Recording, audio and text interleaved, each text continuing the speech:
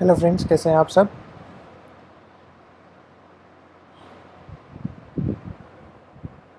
Very warm welcome to you all. स्वागत है आपका आज की इस क्लास के अंदर। हम लोग वापस से नए नए ढेर सारे कॉन्सेप्ट्स पढ़ने वाले हैं, नई चीज़ों के बारे में सीखने वाले हैं। तो देखते हैं आज कौन कौन लाइव अब मेरे साथ के अंदर कौन कौन जुड़ चुका है। जो अभी मेरे साथ में आ चुका है, प्लीज़ लाइव सेक्शन के कमेंट सेक्शन के अंदर अपना हाई भेजिए। देखते हैं कौन कौन आ चुका है।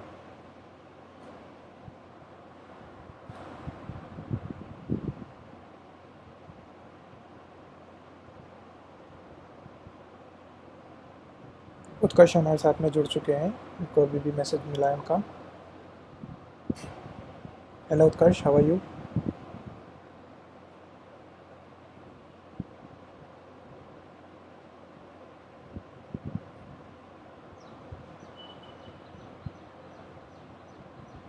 हेलो उत्कर्ष बेटा, कैसे हो।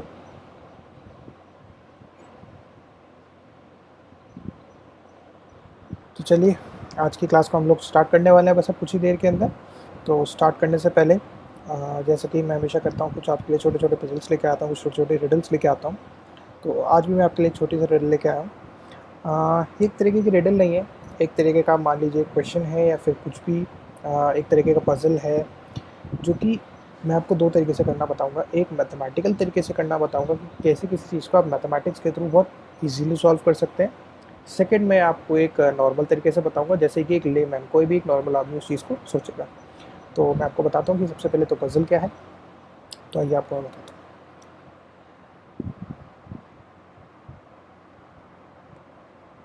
एक लड़का है श्याम, और ये है उसके फादर। मतलब एक सन और फादर का एक पेयर है। ठीक है। श्याम ऐसा बोलता है कि जब मेरे फादर की एज 31 थी। क्या थी? 31 थी। तो उस वक्त में 8 ईयर्स का था। क्या था उस वक्त में? 8 ईयर्स का। श्याम बोलता है कि कुछ साल पहले, कुछ समय पहले, उसने बताया नहीं कितने समय पहले, उसने कहा कि कुछ साल पहले मेरे फादर की एज थी 31 ईयर्स, और उस वक्त मैं हुआ करता था 8 साल का। अब उसके कुछ टाइम बाद मतलब आज के टाइम के ऊपर, मतलब कुछ साल पहले तो ऐसा था कि मैं 8 साल का था और मेरे फादर की एज 31 थी। लेकिन आज के टाइम के ऊपर क्या है कि जो मेरे फादर की उम्र है वो क्या है, मेरे से डबल है। मेरे फादर की उम्र क्या है? डबल है। किसकी? मेरी एज की।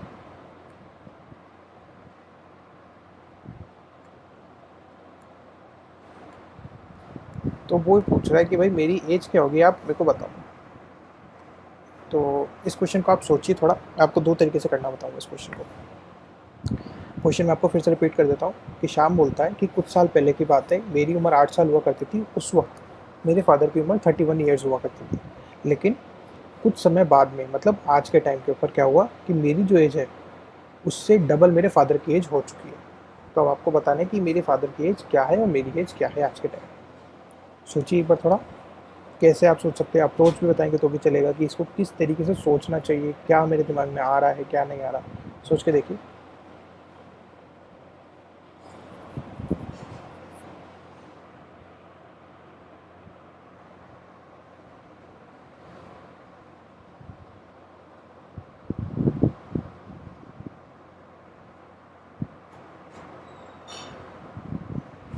सोचिए।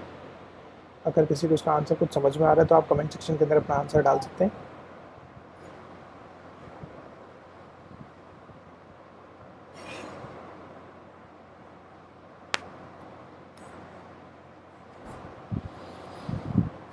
चलिए आपको एक तरीका बताता हूँ। मैं एक तरीका मैं बताता हूँ, ठीक है। एक काम करिए, वो 8 साल का था। कब था? स्टार्टिंग में 8 साल का था। अगले साल कितने साल का हो गया होगा? 9 का। फिर अगले साल कितने का हो गया होगा? 10 का।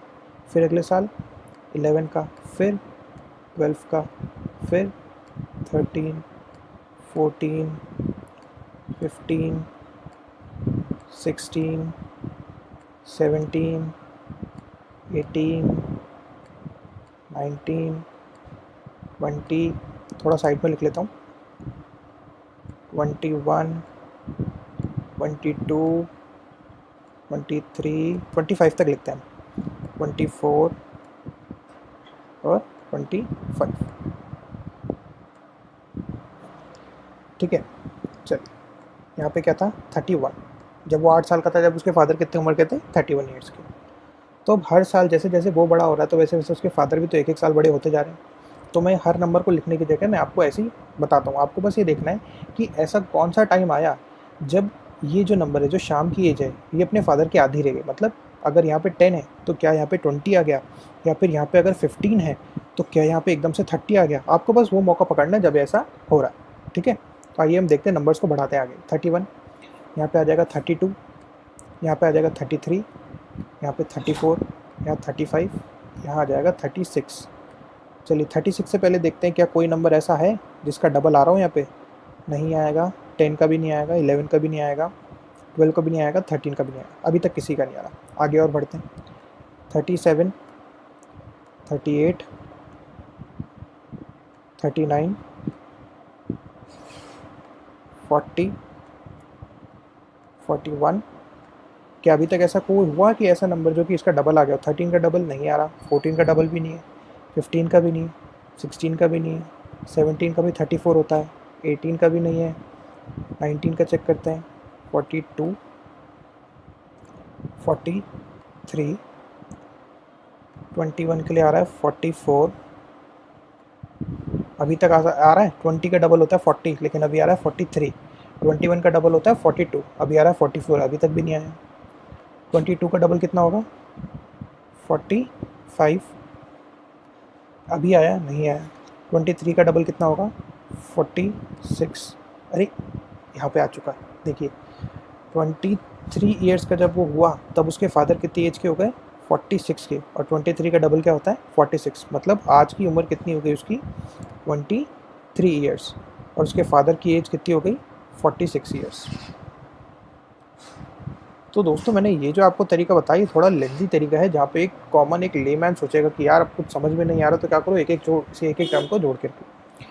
लेकिन मैथ्स क्या है, मैथ्स के थ्रू आप इस चीज़ को बहुत इजीली सॉल्व कर सकते हैं। ठीक है, तो मैं आपको वो तरीका भी करना दिखाऊंगा। उसके अंदर हम लोग एक छोटी सी इक्वेशन बनाएंगे, उसके थ्रू करेंगे, लेकिन वो अभी हम लोग अभी नहीं पढ़ेंगे। अभी हमारा क्लास स्टार्ट करने का टाइम हो रहा है। उस चीज़ को मैं लेके आऊँगा आपके साथ में नेक्स्ट क्लास के अंदर। आपने आज इस तरीके को पढ़ा तो अब आपको उम्मीद है कि थोड़ा कुछ समझ में आया होगा। तो आप एक काम करना, नेक्स्ट क्लास के अंदर जब भी हम लोग आएंगे तो सबसे पहले मैं आपको सामने इसी प्रॉब्लम को डिस्कस करूँगा कि हम इस चीज़ को और कैसे सोच सकते हैं। जब तक के लिए आप भी थोड़ा दिमाग लगाइए। मैं आपको एक हिंट दे देता हूँ कि इसके अंदर आपको कैसे सोचना है। कि एक काम कीजिए, मान लीजिए कि शाम की एज जो है वो x ईयर्स है। क्या है? x years. और उसके फादर की एज क्या होनी चाहिए, उसको सोच लीजिए। थोड़ा इस तरीके से दिमाग लगाइए, आगे पीछे करिए थोड़ा, आपको ये चीज़ शायद से स्ट्राइक कर जाए। ये जैसे आपको स्ट्राइक करती है तो आप अगले क्लास के अंदर इसका आंसर लेके आइएगा, और हम लोग अगली क्लास के अंदर इसको आगे डिस्कस करेंगे कि इसको मैथ्स के थ्रू मैं कैसे सॉल्व कर सकता हूँ। इस लेंथी तरीके की जगह मैं नॉर्मल तरीके से इसको कैसे सॉल्व कर सकता हूँ। ठीक है, तो चलिए आज के हम लोग क्लास स्टार्ट करते हैं। एक छोटा सा मैं आपको रिकैप दूंगा कि हम लोगों ने लास्ट क्लास के अंदर क्या पढ़ा था। हम लोगों ने पढ़ा था कि दो रेशनल नंबर्स के बीच में कैसे एक 3 या 4 या 5 कैसे भी रेशनल नंबर्स को हम लोग कैसे फिट कर सकते हैं। ठीक है, हम लोगों ने एक क्लास का क्वेश्चन भी छोड़ा था मैंने आपके लिए कि आपको एक क्वेश्चन देके गया था कि मैं ये 3/3 और 47/11, इस क्वेश्चन के अंदर आपको ये बताना था कि 4 रेशनल नंबर्स निकालने थे इन दोनों नंबर्स के बीच में। किस किस के बीच में? एक तो 3 के बीच में और एक 47/11 के बीच में। उससे पहले के जो चारों क्वेश्चंस थे ये हम लोगों ने ऑलरेडी क्लास में डिस्कस कर लिए थे। आपके लिए मैंने एक क्लास क्वेश्चन दिया था। इसका आंसर भी हम आपको फटाफट से बता देता हूँ किस तरीके से निकालेंगे। एक नंबर हो गया हमारे पास में 47/11। दूसरा नंबर क्या है हमारे पास में? 3। इस 3 को क्या मैं लिख सकता हूँ? 3/1। और इस 3/1 को मैंने मल्टीप्लाई किससे कर दिया? 11 से, और डिवाइड भी किससे कर दिया? 11 से। याद रखना, आपको याद होगा कि मैंने आपको बताया था लास्ट क्लास के अंदर कि हमारा क्या एम होता है, सबसे पहले कॉमन डिनोमिनेटर बनाना। दोनों के बीच में, हमारे दोनों नंबर्स के बीच में हमारा को कॉमन डिनोमिनेटर बनाना पड़ता है। तो ये पहले वाला जो नंबर है हमारा, ये क्या बन गया हमारे पास में? 33/11। और दूसरा वाला नंबर क्या बन गया हमारे पास में? 47/11। अब आप देख सकते हो कि इसके अंदर भी डिनोमिनेटर 11 है, इसमें भी डिनोमिनेटर 11 है। अब दोनों नंबर्स के बीच में जैसे ही हमारा 11 डिनोमिनेटर आया तो हमारा काम हो चुका है। और आप देख सकते हैं कि 33 और 47 के बीच में गैप भी बहुत सारा है। तो अगला नंबर क्या आ सकता है? 34/11। फिर आ सकता है 35/11। इसी तरीके से आप लिख सकते हो 36/11 और 37/11। ये आपको 4 नंबर्स मिल चुके हैं और इन्हीं 4 नंबर्स को हम लोग को ढूंढना था कि फाइंड 4 रेशनल नंबर्स। ज़रूरी नहीं है आप इन्हीं 4 नंबर्स को लिखो, आप दूसरे भी नंबर्स निकाल सकते हो। 33 और 47 के बीच में होना चाहिए, जैसे 38/11, 40/11, 42/11, 43/11, 45/11 और 46/11 भी लिख सकते हो। ठीक है, बस 47/11 से छोटा होना चाहिए। ठीक है, तो ये तो था हमारा लास्ट क्लास का रिकैप। अब आइए आज की क्लास के अंदर हम लोग प्रोसीड करते हैं। तो चलिए आज हम लोग पढ़ेंगे इर्रेशनल नंबर्स के बारे में कि इर्रेशनल नंबर्स एक्चुअल में होते क्या है, उनको रिप्रेजेंट कैसे किया जाता है। ठीक है, हम लोगों ने पढ़ा था रेशनल नंबर्स के अंदर कि ऐसे नंबर्स जिनको p अपॉन क्यू फॉर्म में लिखते हैं और ऐसे जिनके अंदर न्यूमरेटर और डिनोमिनेटर्स इंटीजर्स हो और q is not equal to 0 where p and q are co-prime are called as rational numbers. ठीक है, तो इर्रेशनल नंबर्स कौन से हुए, दो तरीके से हम लोग डिफाइन करेंगे। ऐसे numbers which cannot be written in the form of p upon q where p and q are integers and q is not equals to 0।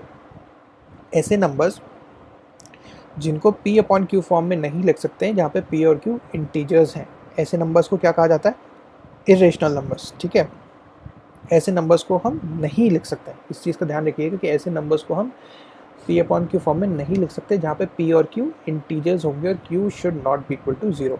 ऐसे नंबर्स को हम क्या कहते हैं, इर्रेशनल नंबर्स। ठीक है, इसका थोड़ा सा एक प्रिसाइज फॉर्म में आपको बताता हूँ क्या होगा।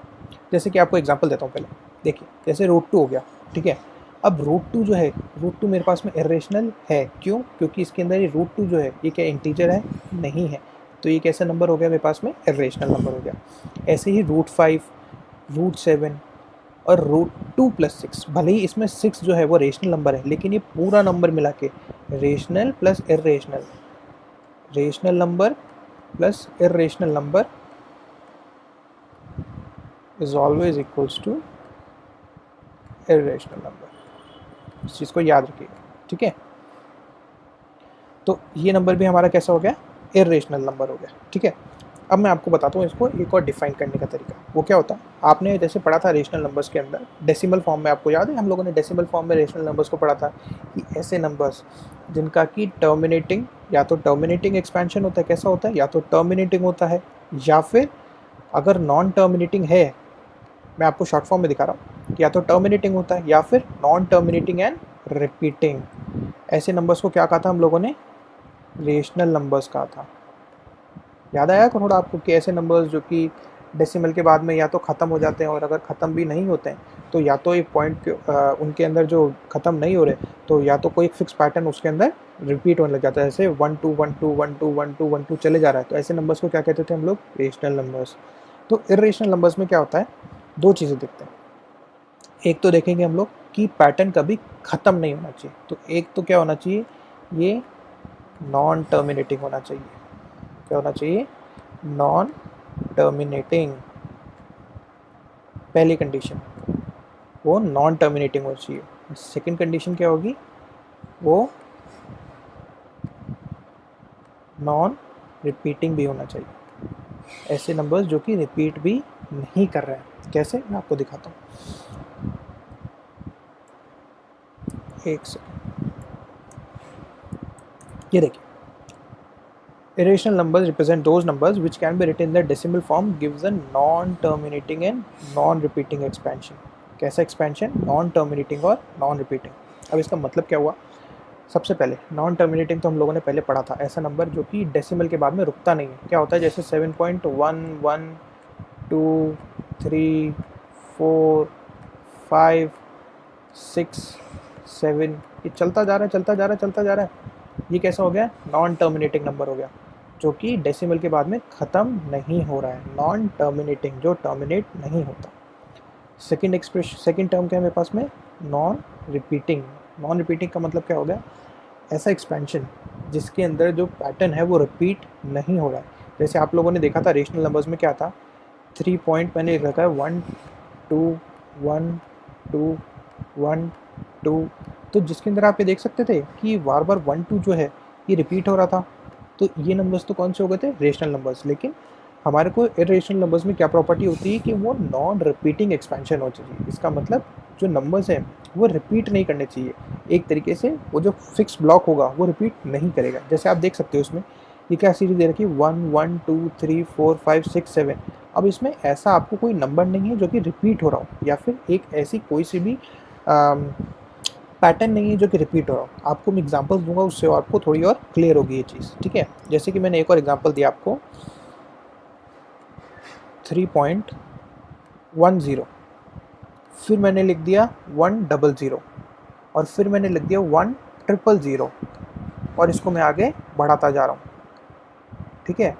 आप देख सकते हो इस चीज़ को कि अब मैंने इसको बढ़ा दिया है, ठीक है।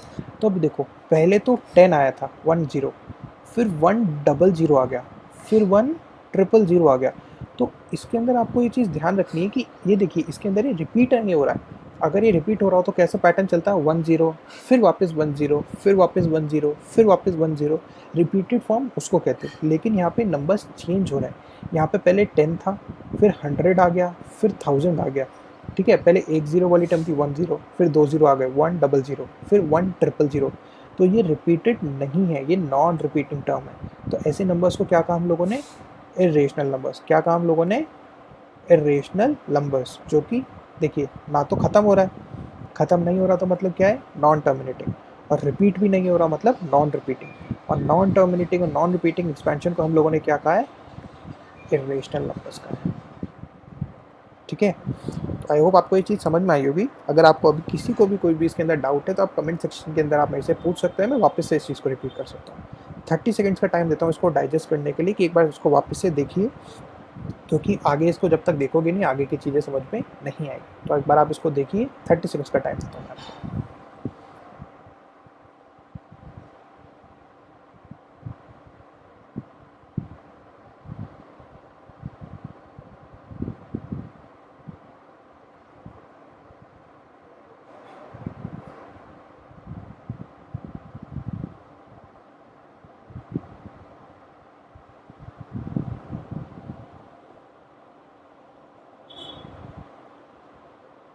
आई होप सबको ये चीज़ क्लियर है। चलिए आगे बढ़ते हैं। तो क्या पढ़ा हम लोगों ने कि non terminating and non repeating behaviour जिस टर्म का होता है उस टर्म को हम लोग क्या कहते हैं, इरेशनल नंबर। चलिए कुछ क्वेश्चंस लेता हूँ जिसके अंदर आपको ये चीज़, ठीक है, अब आपको बताना है ये रेशनल नंबर होगा या फिर इरेशनल नंबर होगा। Hello Nadeem, how are you. तो अब आपको बताना है वापस से ये चीज़ कि ये रेशनल नंबर होगा या फिर ये इरेशनल नंबर होगा, ठीक है।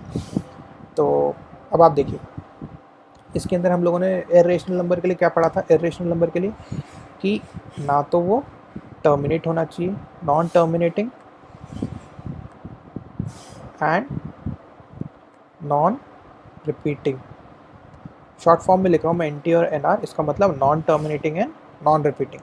अब आपको ये चीज़ बतानी है कि ये जो पहली टर्म मैंने लिखी है, क्या ये non terminating and non repeating है। अगर ये हुआ तो ये क्या हो जाएगा, इरेशनल नंबर हो जाएगा, ठीक है। अब देखते हैं, चलिए चेक करते हैं इसको। क्या ये टर्म कहीं पे ख़त्म हो रही है, नहीं हो रही। ये डॉट्स क्या बता रहे हैं कि ये ख़त्म नहीं हो रही, इसका मतलब पहली कंडीशन तो सेटिस्फाई हो चुकी, ये नॉन टर्मिनेटिंग तो है। अब चेक करना है कि नॉन रिपीटिंग भी होगा या नहीं होगा। नॉन रिपीटिंग का मतलब क्या है, टर्म्स कहीं भी फिक्स ब्लॉक कोई रिपीट नहीं हो रहा। अब देखिए 313 827 239 1443, मेरे को इसके अंदर कोई सा भी पैटर्न रिपीटेड नहीं दिख रहा है। इसके अंदर मेरे को कोई सा भी डिजिट्स का एक ब्लॉक रिपीटेड नहीं दिख रहा, मतलब ये नॉन रिपीटिंग भी है। इसका मतलब ये नंबर कैसा हुआ, इरेशनल नंबर हुआ, ठीक है। आइए नेक्स्ट क्वेश्चन करते हैं। ये आया हमारे पास में अगला क्वेश्चन। अब इसके अंदर भी आपको चेक करना है कि क्या ये नॉन टर्मिनेटिंग और नॉन रिपीटिंग है। तो अब देखिए, क्या ये कहीं पे ख़त्म हो रहा है, नहीं हो रहा है, तो ये नंबर कैसा है, नॉन टर्मिनेटिंग। पहली कंडीशन सेटिस्फाई। सेकंड कंडीशन, ये रिपीट नहीं होना चाहिए। देखिए यहाँ पे 111 213 14 15 16 17। अब आपको ये चीज़ दिख रही होगी इसके अंदर कि इसमें 12 आ रहा है, फिर 13 आ रहा है, फिर 14 आ रहा है, लेकिन ये रिपीट नहीं हो रहा, ये बार बार अलग नंबर्स आ रहे हैं, तो ये नॉन रिपीटिंग भी होगा। इसका मतलब ये भी कैसा नंबर हुआ, इरेशनल नंबर हुआ, ठीक है। आइए थर्ड क्वेश्चन पे देखते हैं। अब आ गया 3.1212121212, ठीक है। सबसे पहली कंडीशन क्या चेक करनी है, नॉन टर्मिनेटिंग। क्या ये ख़त्म हो रहा है, नहीं हो रहा, मतलब ये नॉन टर्मिनेटिंग है क्या, बिल्कुल है सर, नॉन टर्मिनेटिंग है, ये ख़त्म नहीं हो रहा। Second condition, non repeating. ये चेक करना है कि क्या इसमें कोई डिजिट्स का पैटर्न रिपीट हो रहा है। देखते हैं। अब देखिए इसमें 1 2 आया, फिर वापस से 1 2 आ गया, फिर वापस से 1 2 आ गया, फिर वापस 1 2 आ गया, और ये पैटर्न बार बार रिपीट हो रहा है। इसका मतलब सेकंड कंडीशन सेटिस्फाई नहीं करी। ये कौन सा नंबर हो गया? ये रेशनल नंबर हो गया। नदीम बेटा आएगा समझ में। आप अगर स्टार्टिंग से थे क्लास के अंदर, मैं आपको वापस से एक चीज़ बताता हूँ। क्या पढ़ा हम लोगों ने भी कि इर्रेशनल नंबर्स कौन से नंबर होंगे जो कि डेसिमल के बाद में ना तो ख़त्म होते हैं और ना रिपीट होते हैं। ठीक है, इर्रेशनल नंबर्स कौन से नंबर्स हुए जो कि नॉन टर्मिनेटिंग है और नॉन रिपीटिंग है। नॉन टर्मिनेटिंग का मतलब क्या हो गया कि यहाँ पे 2 पॉइंट लगा, इस पॉइंट के बाद में ये ख़त्म नहीं हो रहा ना, ये देखिए ये ख़त्म नहीं हो रहा है, चलता जा रहा है चलता जा रहा है चलता जा रहा है। इसका मतलब ये नंबर कैसा हुआ? नॉन टर्मिनेटिंग नंबर हुआ। नॉन टर्मिनेटिंग मतलब जो कभी ख़त्म नहीं हो रहा। सेकेंड नंबर क्या है? Non repeating. नॉन रिपीटिंग का मतलब क्या हुआ कि डेसिमल के बाद में जो भी एक ब्लॉक है डिजिट्स का वो रिपीट नहीं हो रहा। तो देखिए 31382723914443, इसमें कोई सी भी डिजिट ऐसी नहीं है जो कि रिपीट हो रही हो। कोई सी भी डिजिट ऐसी नहीं है जो कि बार बार रिपीट हो रही हो, एक फिक्स ब्लॉक रिपीट हो रहा। ठीक है, तो ऐसे नंबर्स को हम लोगों ने क्या कहा? इर्रेशनल नंबर्स, जो कि ना तो ख़त्म होते हैं और ना ही रिपीट होते हैं। अभी मैं कुछ आपको एग्जांपल्स दूंगा। बेटा रेशनल नंबर्स की definition P upon Q form के अंदर हम लोगों ने लास्ट में पढ़ी थी कि ऐसे नंबर्स जो कि पी अपॉन क्यू फॉर्म में एक्सप्रेस हो सकते हैं और पी और क्यू इंटीजर्स होते हैं and Q is not equals to 0। ठीक है, भले मैं आपको एक बार वापस से बता देता हूँ। रेशनल नंबर्स कौन से हो गए? ऐसे नंबर्स जो या तो टर्मिनेटिंग होते हैं या फिर नॉन टर्मिनेटिंग एंड रिपीटिंग। आपको मेरा लास्ट लेक्चर की एक बार स्लाइड देखनी पड़ेगी। आपको उसके अंदर मैंने रेशनल नंबर्स का पूरा अच्छे से समझा रखा है। अभी इस क्लास के अंदर मैं रेशनल नंबर्स के ऊपर वापस से नहीं जा पाऊंगा, अदरवाइज आगे का टॉपिक छूट जाएगा। आपको एक ब्रीफ दे देता हूँ मैं कि वो ख़त्म नहीं हो रहे। अभी एग्जाम्पल से आपको ये चीज़ समझ में आएगी। अब आप देखिए 3 पॉइंट, ये जो थर्ड एग्जाम्पल है 3.12121212 जो चल रहा है, ये ख़त्म तो नहीं हो रहा, ये नॉन टर्मिनेटिंग है। और साथ के अंदर ये आप देखिए 1 2 वाली जो डिजिट है ये बार बार रिपीट हो रही है। ये 1 2 आया, फिर वापस से 1 2 आ गया, फिर वापस 1 2 आ गया, फिर वापस 1 2 आ गया। ये बार बार क्या हो रहा है? रिपीट हो रहा है। तो ये नंबर्स कौन से हुए? रेशनल नंबर्स हुए। ठीक है, अब आगे वाले एग्जाम्पल्स देखते हैं। थर्ड एग्जाम्पल, इसके अंदर हमारे को क्या बताना है? वापस से क्या हमारे को बताना है कि ये रेशनल नंबर होगा या इर्रेशनल नंबर होगा। ठीक है, अब एक काम करिए, आप इसको एक बार चेक करके बताइए कि रेशनल होगा या इर्रेशनल होगा। मैं आपको 30 सेकंड्स का टाइम देता हूँ कि ये रेशनल है या इर्रेशनल। चेक करके बताइए। कमेंट सेक्शन के अंदर आप अपना आंसर दे सकते हो।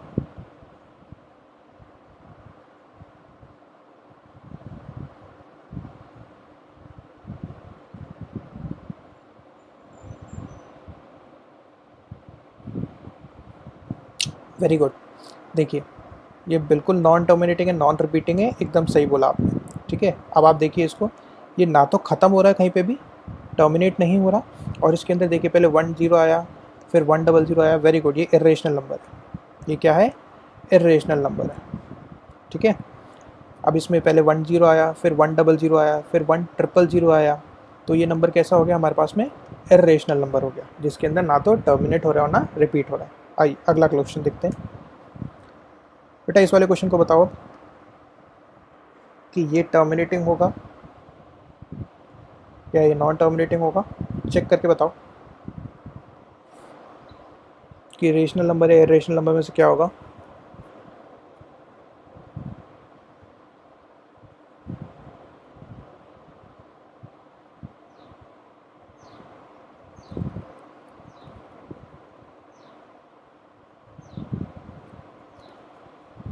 देखिए मैं आपको बताता हूँ।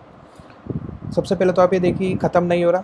अगर ये एंड नहीं हो रहा है, वेरी गुड, ये इरेशनल नंबर होगा।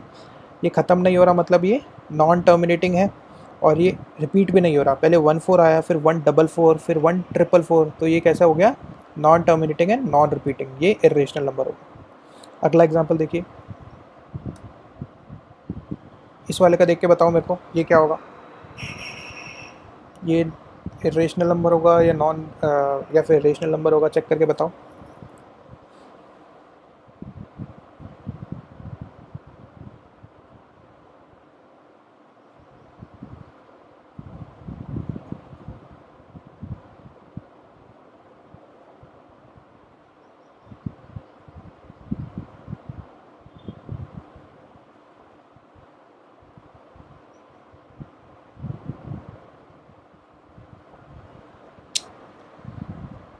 वेरी गुड, ये भी इरेशनल होगा। क्यों इरेशनल होगा? कई बच्चे इसके अंदर क्या करते हैं, स्टार्टिंग में ये चीज़ देख लेते हैं 2 3 आया, फिर वापस 2 3 आया, लेकिन वो आगे वाली चीज़ के ऊपर जाते ही नहीं है। वेरी गुड, ये इरेशनल ही होगा। क्यों? क्योंकि 2 3 तो ठीक है, लेकिन आप उसके बाद में देखिए 2 4 आ चुका है, फिर वापस से, यस, ये इरेशनल ही होगा। फिर वापस से 2 5 आ चुका है। तो ये ना तो ख़त्म हो रहा है, ये नॉन टर्मिनेटिंग है, और साथ में ये रिपीट भी नहीं हो रहा है। ठीक है, कई स्टूडेंट्स कैसे कंफ्यूज हो जाते हैं कि 23 आगे की 4 डिजिट देखी, उसी के अंदर बता दिया ये रेशनल नंबर होगा, लेकिन नहीं, ये कैसा नंबर होगा? इरेशनल नंबर होगा। एकदम सही बोला आपने बेटा। नेक्स्ट क्वेश्चन करते हैं। अब इस वाले के लिए बताओ।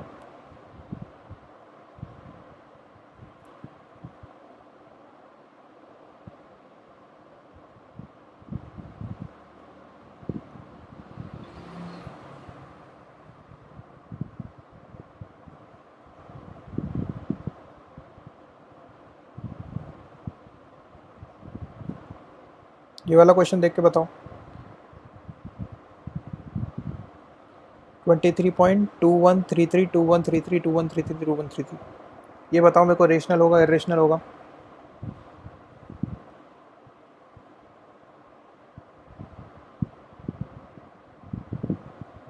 वेरी गुड, ये कैसा होगा? देखिए, ना तो ख़त्म हो रहा है, तो ये नॉन टर्मिनेट हो गया, लेकिन ये रिपीट हो रहा है। ये देखिए 2133 एकदम सही बोला बेटा आपने। 2133 ये कैसा होगा? ये रेशनल नंबर होगा, ये इरेशनल नहीं होगा। नेक्स्ट क्वेश्चन करते हैं फटाफट से, 2 क्वेश्चन और बचे हैं, फटाफट से इनके आंसर और दीजिए। ये पहला,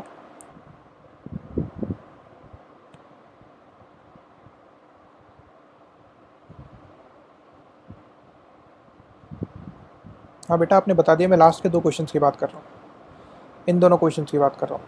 ये नए क्वेश्चन दिए मैंने अभी।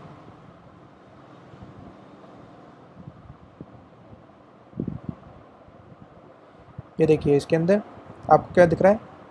812 बार बार रिपीट हो रहा है, 812 812 812 812। तो ये कैसा नंबर होगा वापस से?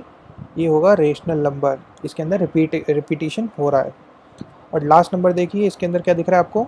कहीं पे ऐसा रिपीटेड पैटर्न मेरे को नहीं दिख रहा है, इसलिए ये कैसा नंबर होगा?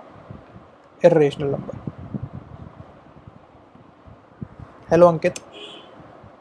तो वेरी गुड, पहला वाला रेशनल होगा, सेकंड वाला इरेशनल होगा, एकदम सही बताया आपने।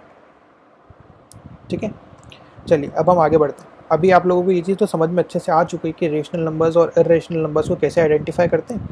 अब हम सीखते हैं कि इरेशनल नंबर्स को हम लोग नंबर लाइन पे प्लॉट कैसे करते हैं। नंबर लाइन के ऊपर जैसे आपको मैं कहता हूँ 2 को नंबर लाइन पे प्लॉट करके बताइए, तो आप 2 को तो नंबर लाइन पे बहुत आसानी से प्लॉट करके दिखा सकते हैं कि सर ये रहा 0, ये रहा 2, इसको मैंने प्लॉट करके दिखा दिया। लेकिन अब यही मैं आपसे कहूँ कि √2 को प्लॉट करो, तो आप क्या करोगे? तो आप कंफ्यूज हो जाओगे कि यार √2 तो मेरे पास स्केल के ऊपर होता ही नहीं, मैं कैसे बताऊँगा? ठीक है, तो अब आपको क्या बताना है, मैं आपको सिखाऊंगा कि √2 √3 √4 √5 ऐसी जो टर्म्स होती है अलग अलग, इनको हम लोग किस तरीके से नंबर लाइन के ऊपर प्लॉट कर सकते हैं। चलिए अब हम देखते हैं।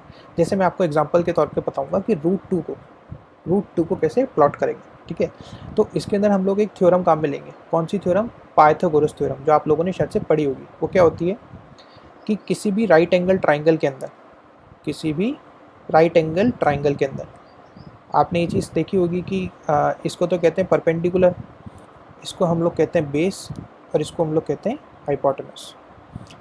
तो ये आप लोगों ने पहले पढ़ा होगा कि हाइपोटेनस का square is equals to base square plus perpendicular square. ये हमारे पास में क्या चीज़ होती है? ये पाइथागोरस थ्योरम होती है। हम लोग इसी का यूज़ करेंगे। ठीक है, हमको फटाफट से बताऊंगा कि इसको कैसे यूज़ करेंगे हम लोग। कि सबसे पहले अगर आपको √2 अगर आपको निकालना है कि √2 को आपको प्लॉट करना है, तो आप क्या करो? सबसे पहले एक लाइन बना लो। क्या? A B. एक आपने लाइन बना ली, मैंने आपको एक ड्रॉ करके भी दिखा रहा है कि आपने ए बी लाइन बनाई। ठीक है, अब आपको क्या करना है? इसके ऊपर 1 यूनिट की एक स्पेस, मैं आपको इसको रिमूव करके दिखाता हूँ। आपको क्या करना है? 1 यूनिट की स्पेस का एक वो बनाना है, परपेंडिकुलर बनाना है। आपने क्या किया? पहले ओ से लेके यहाँ तक आपको दिख रहा होगा, ये यहाँ से लेके यहाँ तक आपने क्या किया? पहले तो 1 यूनिट का एक स्पेस मार्क किया। उसके बाद में आपने क्या किया? यहाँ से एक 90 डिग्री पे लाइन खींच दी। कौन सी? 1 यूनिट की। अभी हम क्यों कर रहे हैं, आपको अभी समझ में आएगा कि हम ऐसा क्यों कर रहे हैं। ठीक है, आपको शायद से दिख रहा होगा इसके अंदर कि हम लोगों ने क्या किया? एक तो ओ से लेके 1 यूनिट की लाइन खींची और फिर 1 से वापस से एक परपेंडिकुलर ड्रॉ कर दी 1 यूनिट की वापस से, ठीक है। अब आप देखिए आपको क्या मार्क करना था, √2 बनाना था, ठीक है। √2 बनाने के लिए आपको क्या ज़रूरत है, अब आप ध्यान से देखिए कि जो ये वाला ट्राइंगल दिख रहा है आपको, ये जो ट्राइंगल बनेगा एक, इसके अंदर आपको देखिए मैं आपको अलग से बना के दिखाता हूँ। जो परपेंडिकुलर है वो तो 1 यूनिट की आई गई, जो बेस है वो भी हमारा 1 यूनिट का हो गया। अगर मैं आपसे कहूँ कि हाइपोटेनस कितने यूनिट की होगी तो आप कैसे निकालोगे, हाइपोटेनस का square is equals to base का स्क्वायर, मतलब 1 का स्क्वायर प्लस परपेंडिकुलर का स्क्वायर 1 का स्क्वायर, तो ये कितना आ गया, 1 का स्क्वायर तो 1 ही होगा और 1 का स्क्वायर भी 1 होगा, तो ये कितना आ गया 2। तो आपके पास में हाइपोटेनस की वैल्यू कितनी आ गई, ये स्क्वायर इधर जाके रूट बन जाएगा, तो हाइपोटेनस की वैल्यू कितनी आ गई, √2। ये चीज़ आपने एक्सपोनेंशियल फंक्शंस वगैरह में पढ़ी होगी कि जब स्क्वायर एक तरफ से दूसरी तरफ जाता था वो रूट बन जाता है। तो आपके पास में हाइपोटेनस कितनी आ गई, √2 आ गई। अब हाइपोटेनस क्या है हमारे पास में, OC, तो OC की लेंथ कितनी आ गई हमारे पास में, √2। ये देखिए OC की लेंथ कितनी आ गई हमारे पास में, √2, किस चीज़ से, पाइथागोरस थ्योरम से। ये आपकी बुक का ही क्वेश्चन है, ठीक है। इसको आप मतलब अपनी एक्सरसाइज के अंदर भी जाके देख सकते हो, √2 √3 ऐसे बहुत सारे एग्जांपल्स दे रखे हैं। मैं आज आपको √2 का एग्जांपल दे रहा हूँ, फिर अगली क्लास के अंदर मैं आपको √3 √4 √5 इन सब के एग्जांपल्स भी दूंगा। तो अब देखिए OC जो है ये कितनी यूनिट की आ गई, √2 यूनिट की। अब आपको कुछ नहीं करना, अब आपको कंपास लेना है OC यूनिट का, जहाँ से एक पॉइंटर तो रखिए आप O के ऊपर और आपकी पेंसिल जो है उसको C के ऊपर मार्क कर दीजिए। तो आपका कंपास जितना खुलेगा वो OC लेंथ के जितना खुल जाएगा। अगर OC की लेंथ √2 है तो आपके कंपास के अंदर भी अब √2 लेंथ आ चुकी। अब आपको कुछ नहीं करना, O के ऊपर अपने नीडल को रखते हुए आपको एक लाइन कट कर देनी है, कहाँ पे, इसके ऊपर, AB लाइन के ऊपर। तो वो जहाँ पे कट करेगी वो लाइन, वहाँ से लेके O तक का डिस्टेंस जो होगा OD, ये हमारे पास में कितना आ जाएगा, √2 आ जाएगा। क्या आ जाएगा, √2,